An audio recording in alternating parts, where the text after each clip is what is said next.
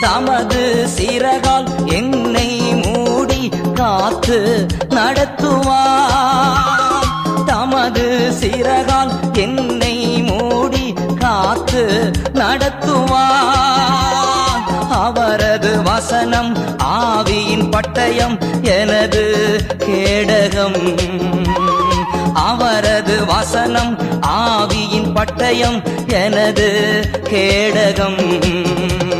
அல்லேலூயா ஆனந்தமே, அல்லேலூயா ஆனந்தமே, அல்லேலூயா ஆனந்தமே, அல்லேலூயா ஆனந்தமே.